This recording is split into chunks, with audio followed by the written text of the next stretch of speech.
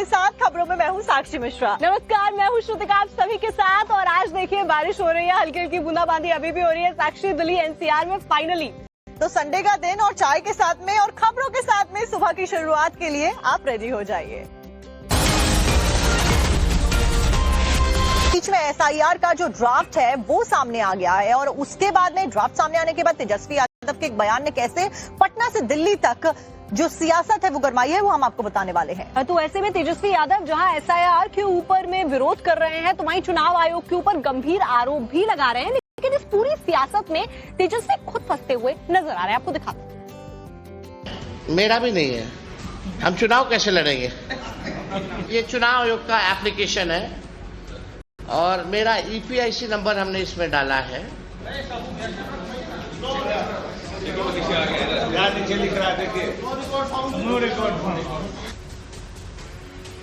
चुनाव आयोग पर कई सवाल, कई आरोप और एसआईआर यानी वोटर वेरिफिकेशन में कई खामियों के आरोप।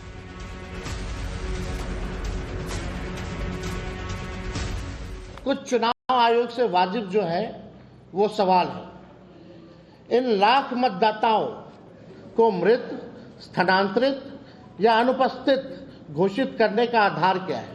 क्या मतदाताओं को उनका नाम काटने से पहले कोई नोटिस या सूचना दी गई थी? 8वां प्रश्न है मेरा, क्या सूची से हटाए गए इन 65 लाख मतदाताओं को अपील का मौका मिला? तेजस्वी यादव की इसी प्रेस कॉन्फ्रेंस के बाद पटना से लेकर दिल्ली तक सियासी तूफान खड़ा हो गया। चुनाव आयोग को लेकर सियासी दलों में वार पलटवार होने लगा। केन प्रकारेण एसआईआर को ये लोग डिफेम कराना चाहते हैं। इलेक्शन कमीशन जो अच्छा काम कर रही है कि झूठ बात को 100 बार कहिए तो लोग सच्चा मान जाएंगे, इस नीति से वो लोग चल रहे हैं। लेकिन बिहार के लोग भी कम से कम जरूर जानते हैं कितनों झूठा बोलिएगा तो आपके पक्ष में नहीं जाएंगे। क्या आप चुनाव आयोग को बदनाम करने के लिए उसी प्रकार से झूठ बोलेंगे और ऐसा झूठ जो सीधा पकड़ा जाए? ये बहुत दुर्भाग्यपूर्ण है। क्या चाहते हैं तेजस्वी यादव, राहुल गांधी? लगभग 20 लाख लोग की मृत्यु हो गई है, तो मरे हुए लोग वोटर बने। अगर आप वोटर्स को वंचित करते हैं वोट से तो ये अच्छा नहीं, उसी वक्त उन्होंने कहा है। तो जो संविधान सभा में चर्चा हुई उसके खिलाफ काम आज ये गवर्नमेंट कर रही है और इलेक्शन कमीशन कर रहा है। एसआईआर ड्राफ्ट पर तेजस्वी के उठाए सवालों पर चुनाव आयोग ने भी जवाब दिया है। दूसरा जो एपिक नंबर के बारे में वो कह रहे हैं, जो एपिक नंबर हमारा पास उपलब्ध है, जो गहन पुनरीक्षण के पहले उनके नाम के साथ जुड़ा हुआ एपिक नंबर, वो एपिक नंबर उनके द्वारा भी सेम एपिक नंबर को 2020 के विधानसभा चुनाव में समर्पित किया गया। तो साथ ही तेजस्वी के वोटर आईडी कार्ड को लेकर चुनाव आयोग ने जांच भी शुरू कर दी है। सूत्रों के मुताबिक तेजस्वी यादव के एपीआईसी नंबर पर सवाल उठे हैं। प्रेस कॉन्फ्रेंस में बताए नंबर 10 साल के रिकॉर्ड में नहीं है। एपीआईसी नंबर RAB291612 किसी रिकॉर्ड में नहीं मिला। इस EI का इशारा तेजस्वी के पास डबल वोटर कार्ड की तरफ है। फर्जी वोटर कार्ड की आशंका के चलते जांच शुरू की गई है। तेजस्वी के हलफनामे में भी उनका दिखाया एपीआईसी नंबर नहीं है।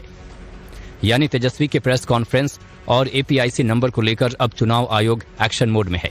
अगर तेजस्वी की 2 वोटर आईडी हुई तो उनका कानूनी कार्रवाई में फंसना तय है। एनसीपी के नेता जितेंद्र आवाहन की तरफ से विवादित बयान दिया गया है। उन्होंने सनातन को लेकर विवादित बयान दिया और कहा कि हिंदू धर्म जो है उनके अनुयायी बनिए और हम सनातनी नहीं। उन्होंने कहा कि सनातन धर्म भारत को बर्बाद कर रहा है, हम हिंदू धर्म के अनुयायी है, सनातन धर्म के अनुयायी नहीं है, ये जितेंद्र आवाहन के द्वारा कहा गया। उन्होंने यहाँ तक कि छत्रपति शिवाजी महाराज और संभाजी महाराज का जिक्र करते हुए ये कहा कि एनसीपी नेता ने कहा कि छत्रपति शिवाजी महाराज को राज्याभिषेक से दूर भी सनातन धर्म की वजह से रखा गया। इतना ही नहीं, उनकी तरफ से ये भी कहा गया कि बाबा साहेब अम्बेडकर को अपमान जो झेलना पड़ा वो सनातन धर्म की वजह से झेलना पड़ा और उन्होंने इसीलिए मनुस्मृति को भी जलाया था। सनातन धर्माने भारताचं वाटोळं केलं। सनातन धर्म नावाचा धर्मच नव्हता। आम्ही हिंदू धर्माला मानणारे आहोत। ज्या सनातन धर्माने आमच्या शिवरायांना राज्याभिषेक नाकारला, ज्या सनातन धर्मीयांनी आम्हाला आमच्या छत्रपती संभाजींना बदनाम करून टाकलं, ज्या सनातन धर्मीयांनी महात्मा फुलेंना मारण्याचा, खून करण्याचा प्रयत्न केला, सावित्रीमाईच्या अंगावरती शेण गोटे सगळं टाकलं, ज्यांनी शाहूंचा खून करण्याचा प्रयत्न केला, डॉक्टर आंबेडकरांना पाणी पिऊ दिलं नाही, शाळेत जाऊ दिलं नाही, ज्या डॉक्टर बाबासाहेब आंबेडकरांनी सनातन धर्माविरुद्ध पाऊल टाकत आणि त्यांच्यामुळे बदनाम झालेल्या हिंदू धर्माच्या याच्यात त्यांनी मनुस्मृती जाळली, हा मनूचा निर्माता हा सनातनी परंपरेतनं झाला. त्यामुळे सनातन धर्म आणि हे सनातनी विकृत आहेत हे म्हणायला कोणीच घाबरलं नाही पाहिजे. श्रुतिका, नेता प्रतिपक्ष राहुल गांधी को हमने बीते कई दिनों से हम सुन रहे हैं कि कैसे वो लगातार इलेक्शन कमीशन के ऊपर सवाल उठा रहे हैं और अब तो उन्होंने सबूत होने का दावा भी पेश कर दिया है. और साक्षी, सबूत कोई ऐसा वैसा नहीं है, सबूत को वो एटम बम भी बता रहे हैं. इलेक्शन कमीशन के ऊपर लगातार आरोप लगा रहे हैं, तो ऐसे में ये जो बातें हैं वो बार बार दोहरा रहे हैं. मतलब एटम बम है, फटेगा तो आप इलेक्शन कमीशन आपको दिखेगा नहीं हिंदुस्तान में. आखिर नेता प्रतिपक्ष राहुल गांधी के पास ऐसा कौन सा एटम बम है जिसका जिक्र वो हर दिन कर रहे हैं? चुनाव आयोग को लेकर ऐसा क्या है जिसके दम पर राहुल गांधी इतना बड़ा दावा कर रहे हैं? लगातार दूसरे दिन राहुल ने अपनी बात को दोहराया है. Is that the election system in India is already dead. Please remember one thing. The Prime Minister of India is the Prime Minister of India with a very slim majority. If 10, 15 seats were rigged, and we suspect actually the number is much closer to 70, 80, 100. If 15 seats were rigged, he would not be the Prime Minister of India. And we are going to prove to you, in the coming few days, we are going to prove to you without any doubt in the coming few days how a Lok Sabha election can be rigged and was rigged. लेकिन इस बार राहुल गांधी ने दावा किया है कि जो भी atom bomb है उसको वो जल्द ही सामने रखने वाले हैं. तो वहीं राहुल गांधी के आरोपों पर चुनाव आयोग ने भी लेटर जारी किया है. ये वो लेटर बताया जा रहा है जिसका जवाब राहुल गांधी ने चुनाव आयोग को दिया नहीं. राहुल ने महाराष्ट्र चुनाव में गड़बड़ी के आरोप लगाए थे. राहुल गांधी ने तब ईवीएम को लेकर सवाल खड़े किए थे. चुनाव आयोग ने आरोपों पर राहुल गांधी को खत लिखा था. 12 जून 2025 को सीआई ने यह खत राहुल गांधी को भेजा था. खत के जरिए तमाम मुद्दों पर बातचीत के लिए बुलाया था. चुनाव आयोग के मुताबिक राहुल ने खत का जवाब नहीं दिया. ऐसे में चुनाव आयोग की ओर से राहुल गांधी के आरोपों को निराधार बताया गया है. चुनाव आयोग राहुल गांधी के साथ बातचीत को अब भी तैयार है, लेकिन पहले राहुल को तमाम आरोपों का जवाब देना होगा. तो वहीं बीजेपी समेत एनडीए के घटक दलों ने भी राहुल गांधी के बयान पर पलटवार किया है. हिंदी में कहावत है, नाच ना जाने आंगन टेढ़ा. जिनको नाचना नहीं आता वो आंगन टेढ़ा ही देखते हैं, उनको जीतना नहीं आता. और जब वो किसी भी स्टेट में जीत जाते तब उनको सब सही लगता है, ईवीएम सही है, सब सही है. और जब हार जाते हैं तब बोलते इलेक्शन कमीशन सही नहीं है, ईवीएम सही नहीं है, सब गड़बड़ है. कौन मना कर रहा है? वो छोड़े ना. राहुल गांधी तो कुछ विदेश में जाकर के, कुछ यहाँ रह करके कुछ ऐसी बातें बोलते हैं जिसकी चर्चा हम नहीं करना चाहते हैं. आप लोग बोलते हैं, दुनिया लोग बोलते हैं कि वैसा आदमी तो बच्चा आदमी भी नहीं बोल सकता है, अपरिपक्व आदमी भी नहीं बोल सकता है जैसी बात राहुल गांधी बोलते हैं. तो ये भी बोलते होंगे, छोड़े ना बम्मा. कौन उनको मना कर रहा है? बीजेपी और उसके साथी दलों को ही नहीं, पूरे देश के मन में ये सवाल है कि चुनाव आयोग के खिलाफ लगाए आरोपों पर राहुल के पास ऐसे क्या सबूत हैं जिसका वो दावा तो कर रहे हैं लेकिन दिखा नहीं रहे. सवाल यही कि आखिर राहुल गांधी कौन सी टाइमिंग का इंतजार कर रहे हैं. सांसद कपिल सिब्बल की तरफ से अपने पॉडकास्ट में एक बड़ा बयान दिया गया है. उन्होंने कहा अपने विवादित बयानों के लिए फेमस रहते हैं, चर्चाओं में रहते हैं. उनके द्वारा एक बार फिर से विवादित बयान दे दिया गया है. उन्होंने कहा कि पाकिस्तान के खिलाफ में हम सबूत तक इकट्ठे नहीं कर पाए. बड़ा ही गैर जिम्मेदाराना बयान मणिशंकर अय्यर की तरफ से दिया गया. उन्होंने कहा कि 33 देशों में से किसी एक ने भी ये नहीं माना कि पाकिस्तान की तरफ से ये पूरा हमला किया गया था और हम कोई सबूत नहीं दे पाए. उन्होंने ऑपरेशन सिंदूर के सभी सबूतों को नकार दिया और पहलगाम हमले के सभी सबूतों को नकार दिया. तो उनके द्वारा ये कहा गया कि पाकिस्तान को किसी देश ने जिम्मेदार नहीं माना। विवादित बयानों को लेकर मशहूर है मणिशंकर, उन्होंने पाकिस्तान से बातचीत करने की भी वकालत कर दी। उन्होंने सवाल उठाया कि अगर चीन से बातचीत हो सकती है तो फिर पाकिस्तान से क्यों नहीं हो सकती है। किसी ने नहीं कहा वो जो 33 देश थरूर और उनके लोग गए हों कि पाकिस्तान जिम्मेवार है। यूएन ने भी नहीं कहा कि पाकिस्तान जिम्मेवार है। अमेरिका ने नहीं कहा कि पाकिस्तान जिम्मेवार है। हम ही इकलौता है जो अपने छाती को पीटते हुए कहते हैं कि हाय हाय पाकिस्तान है जिम्मेवार। कोई मानने को तैयार नहीं है। हम कोई सबूत नहीं पेश कर पा रहे हैं जिससे कि लोग मुतमैन हो कि हम जानते हैं कि कौन सी पाकिस्तानी एजेंसी है जिसने ये हरकत किया है। वित्त मंत्री और बीजेपी नेता अरुण जेटली के लिए राहुल गांधी की तरफ से एक ऐसा बयान दिया गया है कि जिसके बाद में सियासत में भूचाल आ गया। दरअसल यहाँ पर राहुल गांधी ने ये कहा कि अरुण जेटली ने उनको धमकी दी थी, लेकिन जब ये पूछा गया कि कब दी थी तो इस सवाल के ऊपर चुप्पी साध ली गई। अब इसी घटनाक्रम, इसी बयान के सामने आने के बाद में बीजेपी और कांग्रेस कैसे आमने सामने, आपको रिपोर्ट में दिखाते हैं।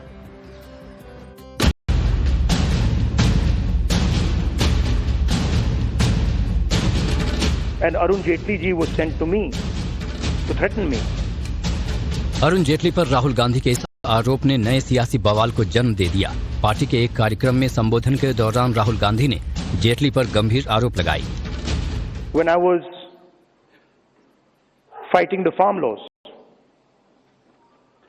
and he's not here anymore, so really I shouldn't say it, but I will. And Arun Jaitley ji was sent to me to threaten me. And he said, you know, if you carry on down this path, opposing the government, fighting us on the farm laws, we will have to act against you. पूर्व वित्त मंत्री पर राहुल की तरफ से वार हुआ तो जवाब में बीजेपी ने मोर्चा संभाल लिया। राहुल गांधी जी को मैं याद करवाना चाहता हूं, श्रीमान अरुण जेटली जी, सभी राजनीतिक दलों में उनकी रिस्पेक्ट थी, एक्सेप्टेंस थी, सर्वमान्य नेता थे वो। उनकी मृत्यु 24 अगस्त 2019 को हो गई और कृषि कानून 17 सितंबर 2020 और 20 सितंबर 2020 को ये लोकसभा और राज्यसभा में आए और मंजूर हुए। कितना झूठ बोलेंगे राहुल गांधी जी। जब बिल ही बाद में आए तो अरुण जी कब आए? उनकी मृत्यु हो चुकी थी, कब उनको धमकाने आए? श्रीमान राहुल गांधी जी को अरुण जेटली जी के परिवार से और भारतीय जनता पार्टी और देश से माफी मांगनी चाहिए। तो वहीं अरुण जेटली के बेटे रोहन जेटली ने भी राहुल गांधी के बयान पर पलटवार किया। ये बिल्कुल एक इररिस्पॉन्सिबल स्टेटमेंट है, बिकॉज उनके जीवन के समय पे कृषि कानून तो पाइपलाइन में था ही नहीं। जो चीज सन 2020 के समय में आई हो, तो फिर मेरे को तो ये समझ नहीं आता कि आप 2020 में उन्हें मिले कब, किस समय मिले, कहां मिले। बीजेपी के आरोपों और राहुल गांधी के बयान पर कांग्रेस का भी जवाब सामने आया है। ये 3 काले कानूनों से भी पहले कई ऐसे षड्यंत्र रचे गए किसानों के खिलाफ। भूमि अधिग्रहण था एक, फिर एपीएमसी का मॉडल बिल था जिस पर ये लोग बड़े परेशान थे कि भाई होना चाहिए, हम विरोध कर रहे थे। तो इसी दौरान अरुण जेटली जी ने जाकर, उन्होंने अपनी तरफ से तो धमकी नहीं दी, जाहिर सी बात है, धमकी तो ऊपर से आई, वो तो सिर्फ स्वर्गीय अरुण जेटली जी तो कन्वे कर रहे थे। तो ये बात आज सबके सामने आई है। आने वाले इतिहास जब लिखा जाएगा तो ऐसे कई वृतांत लिखे जाएंगे जिसमें कैसे अमित शाह और मोदी जी ने कैसे अपने विरोधियों को धमकाने की कोशिश की, ये सब तो इतिहास में दर्ज होगा ही। इनसे बच कैसे सकते हैं ये। कांग्रेस की माने तो जेटली को लेकर राहुल गांधी का दावा 3 कृषि कानूनों से पहले का है। ऐसे में देखना यह है कि क्या इस विवाद का अंत यहीं होगा या फिर यह सियासी लड़ाई आगे भी जारी रहेगी। और इसी के साथ में फिर के सुपर हिट बुलेटिन में खबरों का सिलसिला जारी रहेगा। आगे आपको दिखाएंगे क्या होता है, उसको लेकर रफू चक्कर हो जाते हैं। और ये चोर ई रिक्शा लेकर आते हैं और उसके बाद में लोहे के जाल को ई रिक्शा के ऊपर रखते हैं और उसके बाद में वहां से फरार होते हैं। आपको पूरी रिपोर्ट दिखाते हैं। रात के अंधेरे में सीवर लाइन पर बिछे जाल को हटा रहे ये दोनों शख्स सफाई कर्मी नहीं बल्कि शातिर चोर हैं, जो सीवर पर लगे इस लोहे की जाल को चोरी करने आए हैं। पहले तो चोर ने इस जाल को उठाकर देखा कि यह कितना भारी है। इसके बाद चारों तरफ मुआयना किया। कुछ ही देर में ये दोनों ई रिक्शा लेकर आए और लोहे के भारी भरकम जाल को उठाकर रफू चक्कर हो गए। तस्वीरें उत्तर प्रदेश के गाजियाबाद की हैं, जहां चोरों की हरकत सीसीटीवी कैमरे में कैद हो गई। पुलिस इस वीडियो के आधार पर चोरों की तलाश कर रही है। इस साल मानसून आफत बनकर आया और खासकर अगर पहाड़ों की बात की जाए तो वहां पर हाल बेहाल है। कुल्लू की बात करें तो एक तरफ बारिश का खतरा फिलहाल टला नहीं है, वहीं दूसरी तरफ बादल फटने की वजह से भारी तबाही की तस्वीरें कौन सी सामने आई हैं, आपको दिखाते हैं। पुल गया गया गया गया, पुल गया गया गया भाई लोग, पुल चला गया, ये जा रहा है पुल, गया पुल गया हमारा पुल। बाढ़ के हाहाकार की डराने वाली तस्वीर हिमाचल प्रदेश के कुल्लू की है। 5 दिनों से पहाड़ पर हो रही बारिश के चलते बरसाती नालों में ऐसा सैलाब आया कि मणिकर्ण घाट में बना ये लोहे का पुल किसी कागज की कश्ती की तरह बह गया। कसोल के पास मलाणा की तस्वीर देख लीजिए। यहाँ भारी बारिश के बाद मलाणा कॉपर डैम का एक हिस्सा टूटा तो ऐसा लगा कि पूरा पहाड़ ही बह जाएगा। इस दौरान मलाणा हाइड्रो प्रोजेक्ट की कई गाड़ियां भी सैलाब की चपेट में आ गई। डैम टूटते ही इलाके में हड़कंप मच गया। लोगों ने भागकर अपनी जान बचाई, लेकिन प्रोजेक्ट में लगी गाड़ियों को कोई बचा नहीं पाया।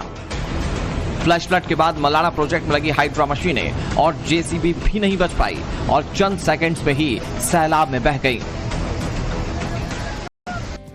पहाड़ों में लगातार हो रही बारिश का असर अब मैदानी इलाकों में भी दिखने लगा है। नोएडा की बात करें तो मौसम खुला खुला है, बीती रात बारिश होती रही और अभी भी हल्की बहुत बारिश का सिलसिला रुक रुक आकर जारी है। वहीं यमुना और गंगा नदी का जलस्तर कई जगहों पर खतरे के निशान के ऊपर पहुंच गया है और तस्वीरें भयावह सामने आई हैं। तो नदियां उफान पर हैं, इसकी वजह से जितने भी जो इलाके हैं नदी के पास वाले, वहां पे जो गांव हैं वो पानी में समा गए हैं। हर तरफ सैलाब नजर आ रहा है। आपको रिपोर्ट दिखाते हैं।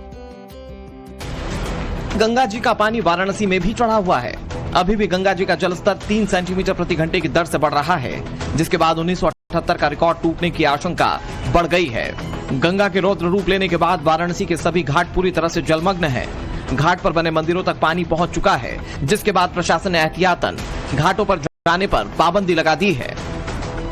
प्रयागराज में भी गंगा और यमुना डेंजर लेवल के ऊपर बह रही है, जिसके बाद घाट और नदी किनारे बने मंदिर डूब चुके हैं। संगम क्षेत्र में स्थित लेटे हुए हनुमान मंदिर का प्रांगण भी पूरी तरह से पानी में डूब चुका है। इधर नदियों के खतरे के निशान को पार करने के बाद कई गांव बाढ़ की चपेट में आ गए, जिसके बाद एनडीआरएफ और एसडीआरएफ की टीम रेस्क्यू में जुटी हुई है। बाढ़ में फंसे कई लोगों को अभी बचाया भी जा चुका है। बच्चों को पढ़ाने का ऐसा तरीका कि आप सभी लोग दंग रह जाएंगे और 2 सांडों की जबरदस्त भिड़ंत हुई है, वो भी आपको दिखाएंगे। 2 मिनट में वायरल खबरें देखिए। जमकर बवाल काटा है और ये मांग की है कि आरोपी को जल्द से जल्द गिरफ्तार किया जाए और उसे फांसी दी जाए। देखिए रिपोर्ट। आगजनी, नारेबाजी, सड़क पर बवाल और शव रखकर प्रदर्शन। ये तस्वीर मध्य प्रदेश के बुरहानपुर से सामने आई है, जहां एक लड़की भाग्यश्री का गला रेतकर उसकी हत्या कर दी गई। परिजनों के मुताबिक भाग्यश्री पर हत्या का आरोपी रईस शादी का दबाव बना रहा था। मना करने पर उसे प्रताड़ित किया गया। रईस है, मुसलमान है उसका नाम, और उसने कल शुक्रवार के दिन भी कंप्लेंट हुई, इनका हुआ है थाने के अंदर भी। और मैंने थाने वाले को यही बोले कि मैं जिंदी थी, मेरे को बुला लेते, मैं इसकी बहन हूँ, माँ हूँ, कि मेरे को अगर मेरी बहन का गला काट, मेरे सामने वाला मुसलमान, तू मुसलमान है, हिंदू की बेटी कैसा तू घर में जाके गला, और तेरी औकात की तो हिंदू की बेटी को घर में घुस के तू गला काट रहा, क्यों काट रहा? नहीं रह रही थी तू, उसको टॉर्चर, उसके साथ क्या कर रहा था? तो वहीं जब मामला सामने आया तो परिवार के साथ हिंदू संगठन प्रदर्शन पर उतर आए। शव बीच सड़क रखकर नारेबाजी और प्रदर्शन किया गया। हिंदू संगठनों की ओर से आरोपी को फांसी देने और आरोपी के घर बुलडोजर चलाने की मांग की गई। हालांकि प्रशासन की ओर से दखल देने पर मामला शांत हुआ। इसका एक रईस नामक युवक के साथ में काफी समय से संबंध भी था, आपस में विवाद भी होने लगा था। कहीं न कहीं घटना के प्राथमिक कारणों में चीजें आई उसको लेकर इसके द्वारा धारदार हथियारों से हत्या की। पुलिस ने प्रकरण पंजीबद्ध किया। कार्रवाई करते हुए उसमें आरोपी को अरेस्ट भी कर लिया है। हमारी जो एफएसएल की टीम थी खरगोन से आकर के मौका मुआयना भी कर लिया है। उस महिला का पीएम करा करके भी यहाँ नावरा लेकर के आ गए हैं। तो अभी इन लोगों की कुछ डिमांड्स वगैरह हैं तो ये रिटर्न में हमको दे रहे हैं, तो उसको कंसिडर करेंगे। जो उसमें जाँच में लेने योग्य बिल्कुल जाँच में भी लेंगे। प्रशासन की ओर से मामले में कार्रवाई और आरोपी की गिरफ्तारी के बाद मृतक महिला का अंतिम संस्कार किया गया।